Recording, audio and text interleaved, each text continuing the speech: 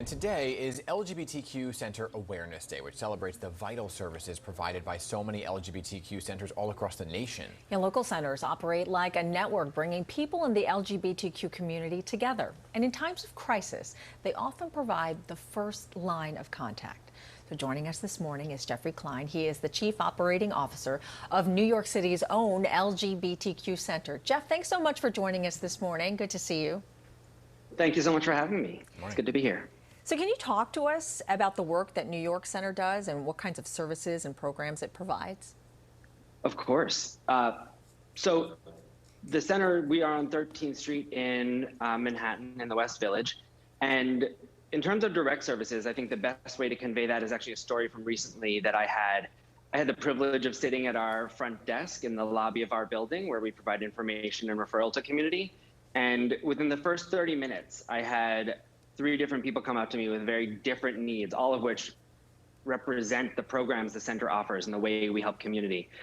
The first person was someone who was worried. He told me he was worried he was going to relapse in crystal meth, and he needed recovery support. And thankfully, we had an in-person recovery support group meeting happening in a little over an hour, and the near tears of joy that he would have in-person support for what he was going through. And he waited in our lobby at our coffee shop with Think Coffee and was able to get the support he needed.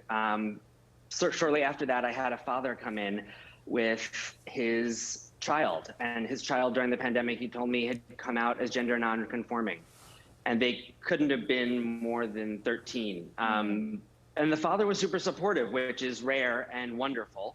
And I wish more kids had that. But this father, he wanted them to meet other young people and meet kids in person. They've been in isolation during the pandemic for so long since coming out. And we had a youth group that was drop-in that they could attend. And they were able to meet other young kids like them who had similar stories, who had similar experiences in the queer community. And it was a really powerful moment. And then the final piece was just a person who called struggling, wanting to get out of their abusive relationship. And we were able to connect them with legal resources as well as mental health counseling to support them through what is a really challenging experience. So those are just a couple of examples of the type of work we do. Not to mention advocacy work and arts and cultural programming. We're open 365 days a year and 7 days a week. All right.